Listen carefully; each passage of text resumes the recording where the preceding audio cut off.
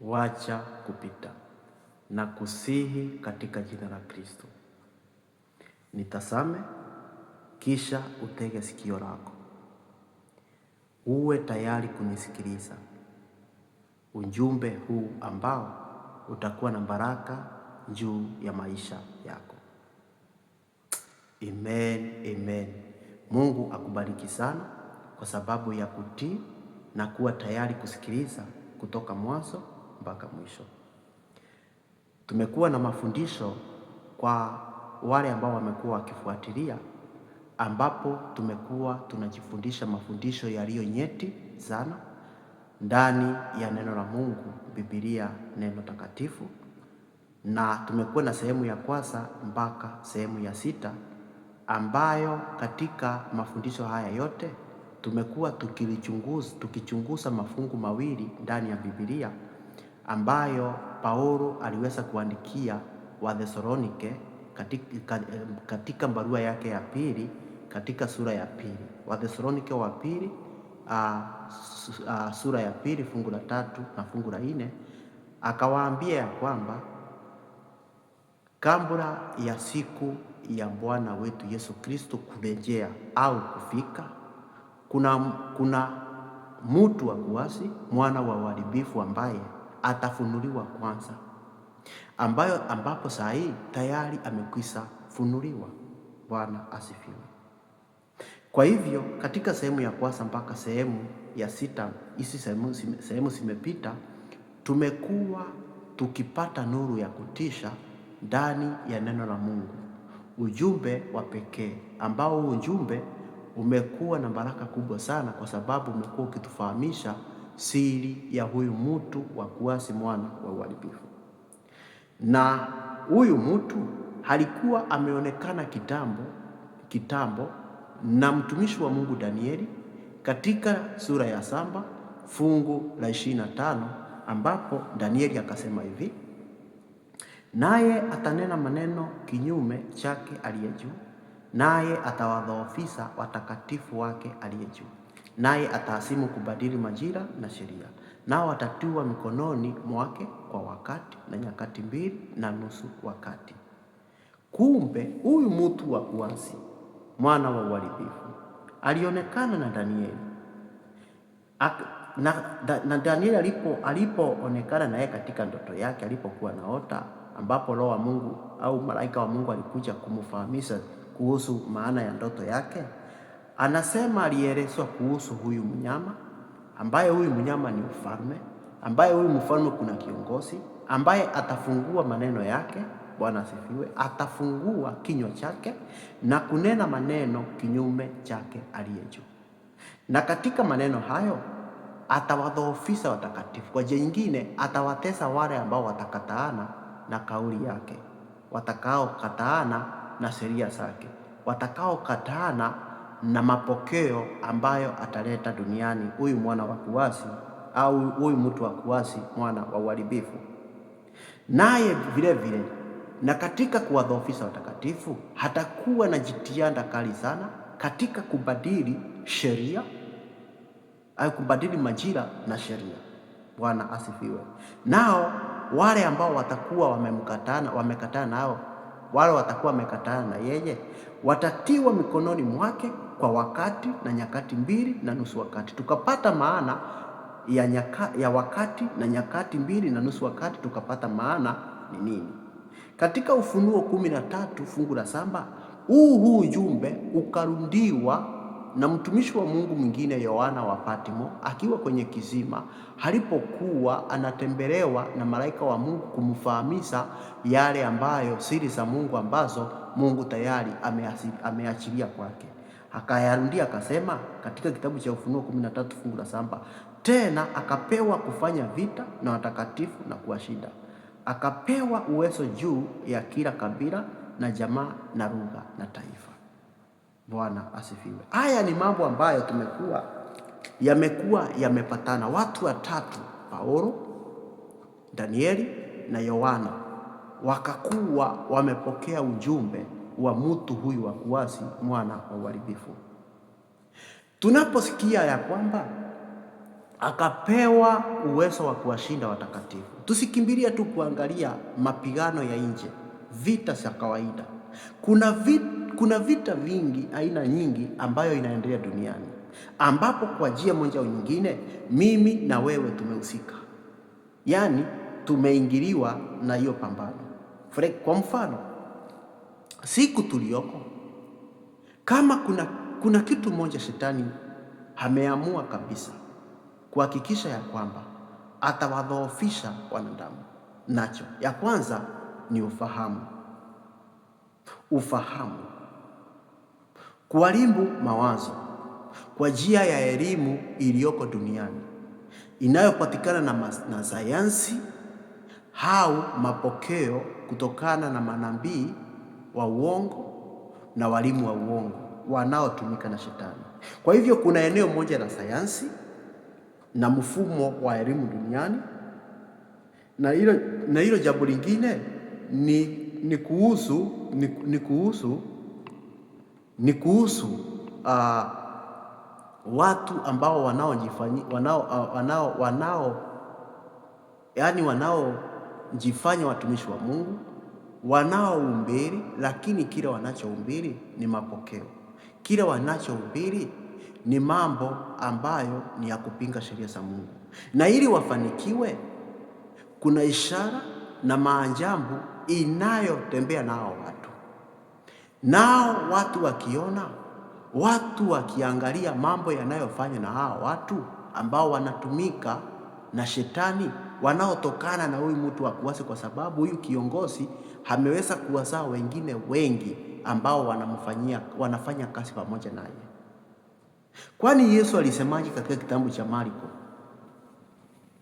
Katika kitabu cha Marko 13 fungu la 22 mpaka 23, Yesu akitoa unabii kuhusu siku za mwisho aliweza kusema vivyo hivyo, akasema, kwa maana wataondoka makristo wa uongo na manabii wa uongo, watatoa ishara na maajabu wapate kuwadanganya kama yamkini hata hao wateule. Bwana asifiwe. Kumbe hata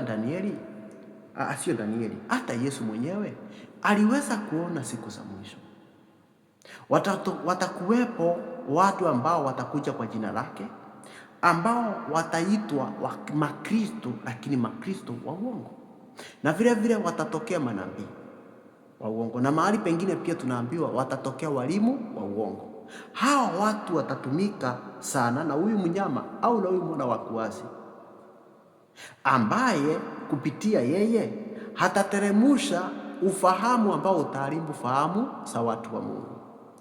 Hayo maneno yaliweza kurudiwa tena katika kitabu cha Ufunuo 17 fungu la 5, ambapo hawa manabii na makristo wa uongo wanatokana na huyu mtu wa kuasi, mwana wa uharibifu, ambaye Biblia inasema hivi katika kitabu cha Ufunuo 17 fungu la 5, na katika kibaji cha uso wake halikuwa na jina limeandikwa la siri, Babeli mkuu, mama wa makahaba wa machukizo ya nchi. Katika mafundisho ambayo vimepita, tuliweza kufahamu jina la kahaba ni mwanamke ambaye anafanya usherati, yaani ni mwanamke ambaye anafanya mambo ya ukahaba. Lakini tukikuja katika tafsiri ya Biblia katika lugha ya unabii, mwanamke anasimamia kanisa. Bwana asifiwe. Jina mwanamke linasimamia kanisa. Hapa sasa tunapata kuna mama wa makahaba, yaani kanisa lile ambalo ni kubwa, ambalo tuyesikia mbali zake, liko duniani kote, yaani limeweza kuwagusa mataifa yote, lugha, watu wote na lugha za kwao duniani, makabila yote yaliyoko katika kila taifa, pamoja na jamaa. Bwana asifiwe. Hao watu wote duniani kote, kukatokea ufalme ambao ufalme uko na mawakala wanaofanya kazi pamoja naye. Bwana asifiwe. Kwa hivyo hawa watu wakiwa duniani wanatumika na Ibilisi kuhakikisha kabisa ujumbe au ufahamu wa watu umepotoka. Sehemu nyingine ambayo shetani amegusa katika maisha ya Wakristo na kuwashinda ni eneo la uchumi na biashara. Mambo yote ambayo yanaweza yakanipa fedha, mambo yote ambayo yanaweza yakakupa fedha kwa njia moja au nyingine, shetani amehakikisha ya kwamba tukue wahitaji kabisa, ili tushindwe na kueneza huduma, kwa kuwa bila fedha pia huduma ni ngumu kufanyika. Fedha zinahitajika ili niweze kufika mahali fulani, kama Mungu amenituma huko nikahubiri. Fedha inahitajika nitakapopata mtu akiwa na njaa au ana mavazi au hana sehemu ya kukaa na kutulia, nikiwa na huo uwezo niweze kuwasaidia watu namna hiyo, maskini na wajane na yatima. Hawa watu wanahitaji mimi na wewe tukuwe na fedha ili tuweze kuwapa chakula, na katika kufanya hilo tuweze kuambia habari ya Kristo. Bwana asifiwe. Sehemu nyingine ambayo shetani amehakikisha ya kwamba anawashinda watakatifu ni eneo la ndoa, yaani familia. Shetani amevuruga familia, kuanzia baba, mama, kijana, mzee, watoto na wanandoa. Katika familia kukakuwa na migogoro ambayo sababu na kiini cha kila mgogoro hakuna msingi wa kutosha wa kuonyesha, lakini watu wakapewa kutoelewana, wakakuwa na vita na kiburi kikaingia kila mmoja, ili kila mtu ajitazame na kuona ya kwamba yeye ndiye ambaye yuko sahihi, wengine wote wamekosea, na yeye mwingine naye akaona hivyo. Kwa hivyo kukakuwa hakuna umoja. Wanandoa shetani akahakikisha kama ni wanandoa ambao wamependana, kuingie mafaragano ndani ya hiyo ndoa. Ndoa ikisarambatika, kama ndoa ikisambaratika, shetani anajua kanisa hakuna. Kanisa lile lililo imara, lile liko na nguvu za kuweza kutingiza ufalme wa shetani.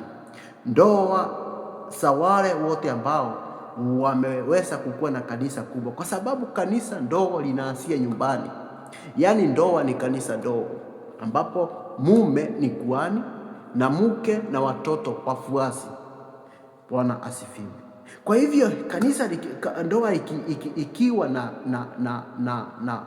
na hali yoyote ambayo ni ya udhaifu, kanisa la Kristo kwa jumla, ikuwe ndoa siku zote siko hivyo, ile kanisa kuna sehemu haliwezi likafika, kuna huduma haliwezi likafanya, kwa sababu utanishauriaje kuhusu ndoa yangu na vile nitaishi kama wewe hauna ndoa? Utasikanisaje ndoa yangu na utanishauriaje ili niweze kutembea katika njia inayostahili wakati ndoa yako haijasimama vizuri? Bwana asifiwe. Na vile vile katika kuongoza au kufanya kazi ya Mungu, kuna maeneo fulani unaambiwa sharti ukuwe mume wa mke mmoja ili uweze kuhudumu katika lile eneo. Kwa hivyo kama ndoa ikivurugwa, ikiharibika, hakuna vile kutakavyoendelea kukuwa na kanisa ambalo limesimama. Bwana asifiwe. Jambo lingine nataka uelewe ndugu yangu na mzee wangu na wewe dada yangu, ni kwamba shetani amehakikisha kuwepo na vita au ameleta vita kwa ajili ya afya zetu. Kuna watu ambao ni watoto wa Mungu lakini ni wagonjwa, na unjue mwili ukigonjeka unaanza kufanya hata roho iweze kugonjeka. Sikiliza, katika vyakula tunavyokula na vinywaji tunavyokunywa vinatokana na vitu ambavyo vimelimwa au vimeweza kufungwa kwa njia ambayo si mzuri. Chakula za asili na vinywaji vya asili, vile ambavyo vilikuwa na vitu vya kutusaidia mili yetu vimeondoka, na kama vipo havina nguvu na uwezo hata wa kukinga maradhi ya kawaida.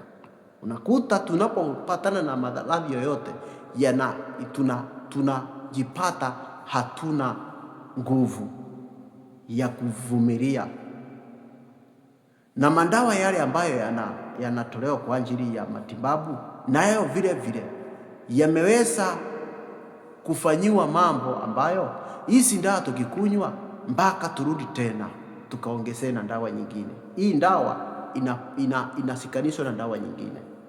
Mambo haya yote na mengine mengi ambayo shetani amehakikisha ya kwamba kuwashinda watu wa Mungu ni mengi. Kwa hivyo tumekuwa tukifunuliwa huyu mtu wa kuasi, sio tu mambo ya kiroho, kuna mambo mengi ambayo yamefanyika katika maisha haya. Katika kitabu cha Wathesalonike sura ya pili, Wathesalonike wa pili sura ya pili fungu la kwanza mpaka fungu la 12. Wakati huu sasa hatutaweza kusoma fungu la 3 na fungu la 4. Tutasoma sasa kuanzia fungu la kwanza mpaka fungu la 12 ili tuweze kumsikiliza kwa haraka kile ambacho Paulo alisema. Sikiliza, Paulo anasema hivi: basi ndugu, tunakusihi kwa habari ya kuja kwake Bwana wetu Yesu Kristo na kukusanyika kwetu mbele zake,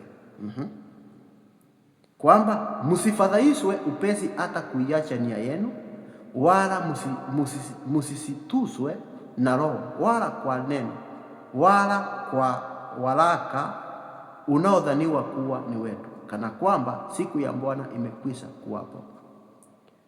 Ni taarifa ya Paulo, kama vile ambavyo Yesu alitoa unabii akasema ya kwamba mtakaposikia wakiwaambia Kristo anapatikana sehemu fulani, mtakaposikia Kristo yuko fahali fulani, msiweze kusandikika. Paulo anasema hivi kwamba msifadhaishwe upesi hata kuiacha nia yenu.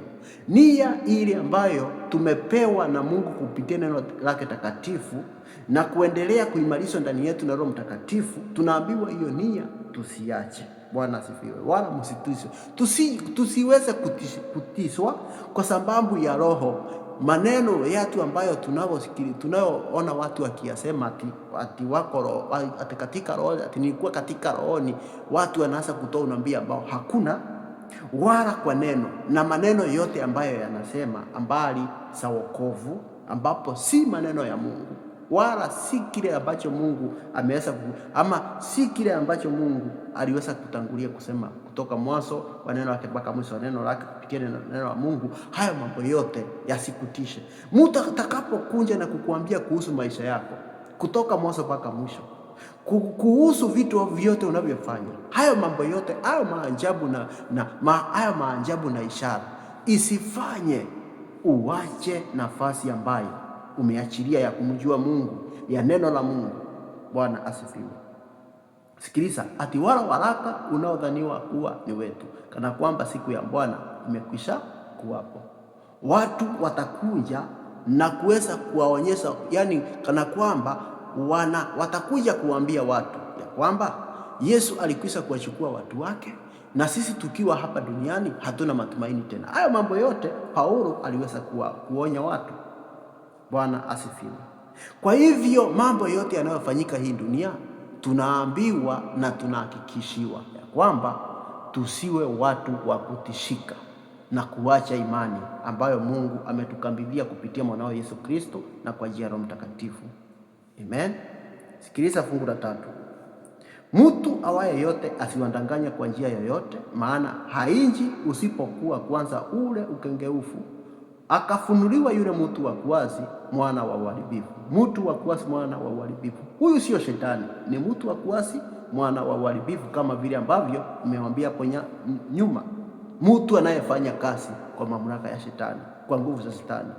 Bwana asifiwe. Fungu la 4, yule mpingamizi ajiinuaye nafsi yake juu ya kila kiitwacho Mungu ama kuabudiwa, hata yeye mwenyewe kuketi katika hekalo la Mungu, akijionyesha nafsi yake kana kwamba yeye ndiye Mungu.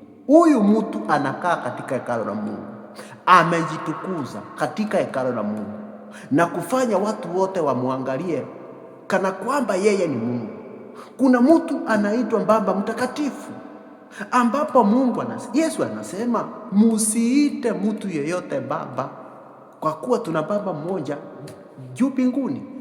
Sisi wengine wote ni ndugu, lakini kuna huyu anayekaa hekaluni la Mungu ambaye amejitukuza na kujifananisha kama Mungu, kama vile ambavyo shetani alifanya. Nilikwisha kuambia katika yale ambayo yamepita, katika sehemu ambazo zimepita, haya mambo yote tumeweza kuyaongea na yarudia tu kwa haraka. Kwa wakati wako rudi nyuma na utaweza kumbarikiwa zaidi. Sikiliza fungu la 5. Je, hamkumbuki ya kuwa wakati nilipokuwapo pamoja nanyi niliwaambieni hayo? Paulo akawauliza wa Thesalonike. Sikiliza fungu la 6. Na sasa lizuialo mwalijua, yule apate kufunuliwa wakati wake. Kuna wakati umewekwa, au kuna wakati ulikuwa umewekwa, lakini kwa wakati huu Mungu ndiyo anazidi kukufunulia kwa wakati ufao. Sikiliza, na sasa lizuialo mwalijua, yule apate kufunuliwa wakati wake. Kufunuliwa wakati wake. Mungu amekuwa akifunua siri ya huyu mtu kana kwamba kana wakati huu ambapo Mungu ananitumia kuweza kutoa hizi taarifa kwa uwezo wake na kwa mapenzi yake, na iweze kukufikia wewe siku ya leo, kwa sababu ya vile ambavyo nimewaambia hapo mwanzo, utakuwa na baraka baada ya kusikiliza ujumbe. Bwana asifiwe. Fungu la 8 ama fungu la 7.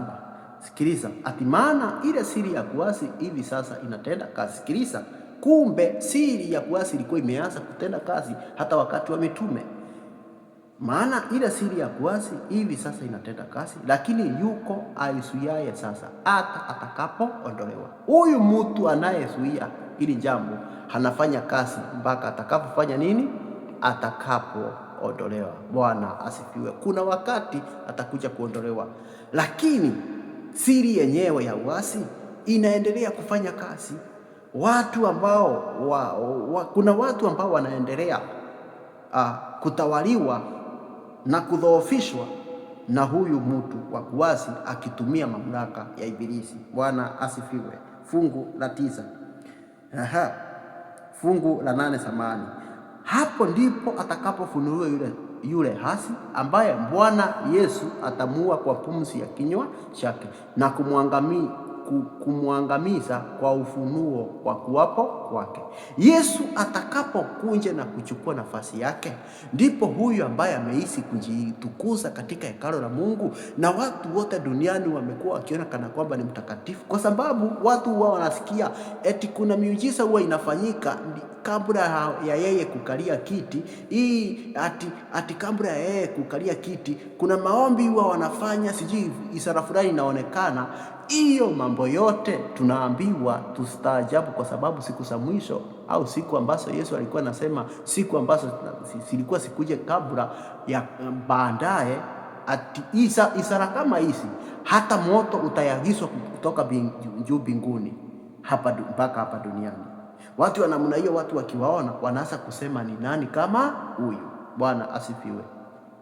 Kuna huyu ati lazima aingie katika nyumba ya maombi hadi mpaka moshi fulani ionekane. Hizo ishara zote sio ishara za Mungu. Nataka nikuambie tena, Yesu anasema siku za mwisho moto utatoka juu mbinguni mpaka chini.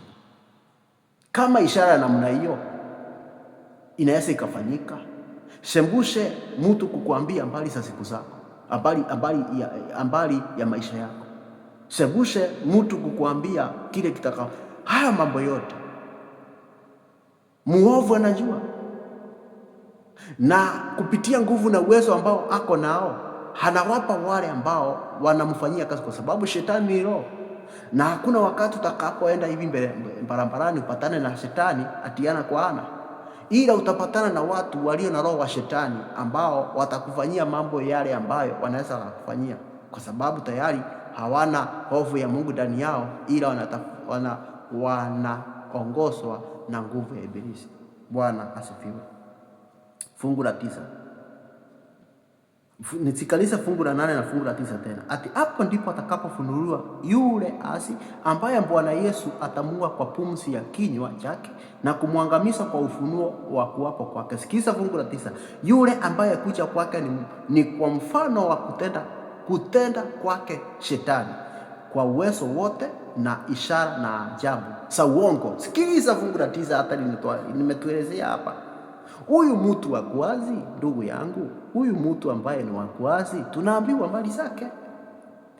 Atakuwa anatenda kazi, ni mtu wa kuasi, mwana wa uharibifu, anafanya kazi lakini akimfanyia Shetani kazi. Na huyu hatakuwa akifanya miujiza ya uongo. Hatakuwa anafanya miujiza ya uongo ambapo hata yamkini wateule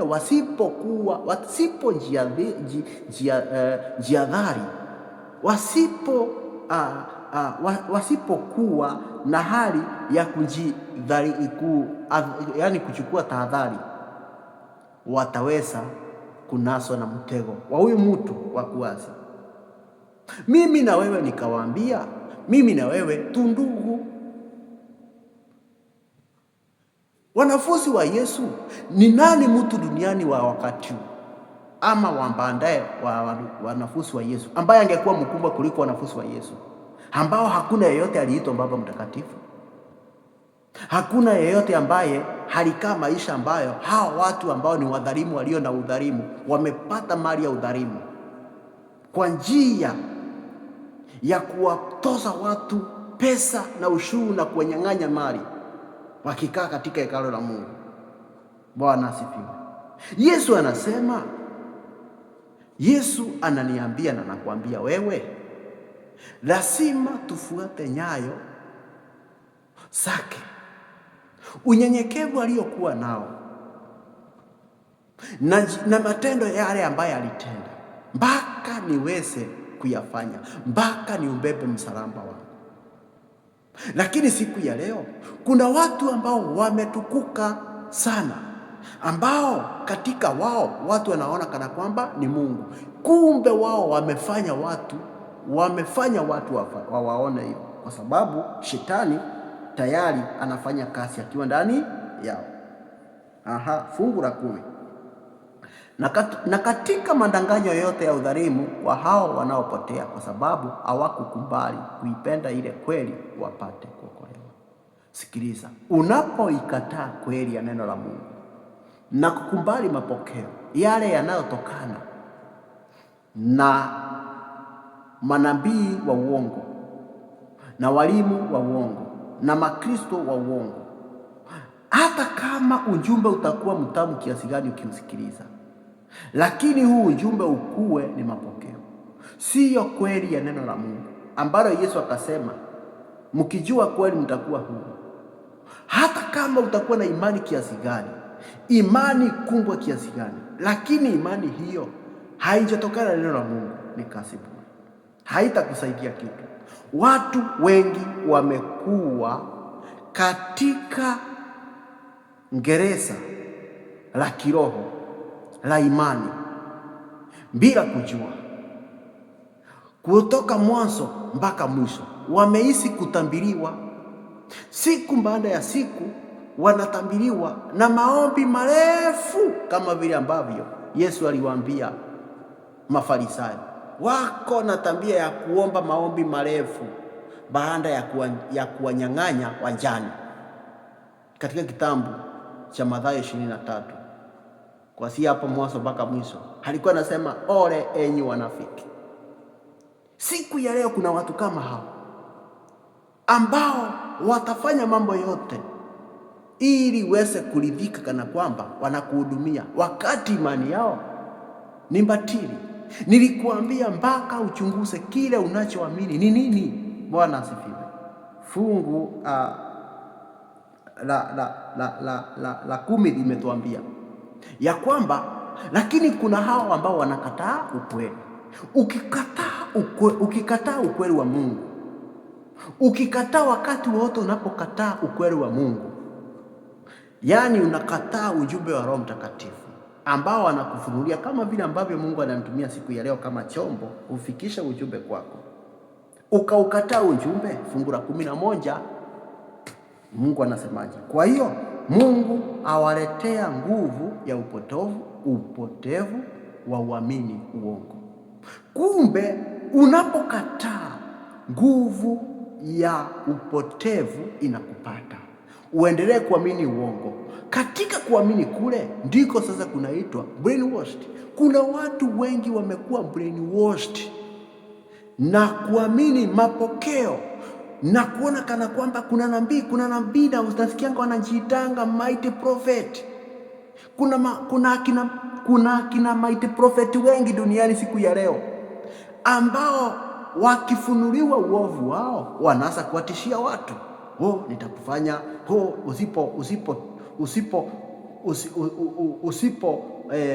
usipoomba msamaha nitafanya. Yesu hakuwa mtu wa namna hiyo. Yesu alitukana na watu akafanywa mambo mabaya maovu ambayo hakuna mwanadamu yeyote ambaye anaweza akafanywa hivyo, na kufanya jambo lolote kama hilo la kuwatishia wengine. In fact alisema wasamehe kwa kuwa hawajui wanalolifanya. Akawaambia wanafunzi wake pamoja na sisi, akawaambia adui yako akikupiga shapu hili mgeushie na hili lingine. Yaani kwa njia nyingine, ukifanyiwa mabaya wacha kutaka kujilipishia kisasi, kwa sababu kunaye ambaye anakulipishia. Lakini watu wa namna hii na wao wanasemaje? Mimi atanijua, atanipata, atanjua. Wengine nilisikia wakisema utanjua ati umekanyanga mkia ati wa simba. Bwana asifiwe. Vitisho vya watu ambao hawana roho wa Mungu ndani yao. Bwana asifiwe. Sikiliza, kwa nini wapewe hii nguvu? Kwa nini hii nguvu ya uasi? Kwa nini hii nguvu ya uasi iweze, yani kwa nini nguvu hii ya upotovu iweze kuwa pamoja na wao? Fungu la 12, ili wahukumiwe wote ambao hawakuiamini kweli, bali walikuwa wakijifurahisha katika udhalimu. Mtu anayekataa kweli, ukichunguza kwa makini nini kinafanya akatae kweli, kuna third agenda. Third agenda ni tamaa ya maisha. Kuna mtu ataki ukweli kwa sababu ukweli hausikamani na uongo. Ukweli hausikamani na mambo ambayo si ya Mungu. Ukweli lazima utakataana na uongo. Hakuna wakati ukweli na uongo utakuwa kwenye kapu moja. Uongo utakaa upande wake na ukweli upande wake. Nuru na giza haliwezi likaishi pamoja, moja mpaka kiondoke. Ndipo unaona giza linapoingia nuru inaondoka, nuru inaporejea giza inaondoka. Hakuna wakati kutakuwa ati giza na nuru watakuwa marafiki, kama vile ambavyo watu ambao wengine wanaojipendekeza kwa Mungu lakini ndani yao hawampendi Mungu walivyo. Je, wewe uko namna gani? Nini unachokiamini? Fuatilia kwa makini na utazidi kubarikiwa.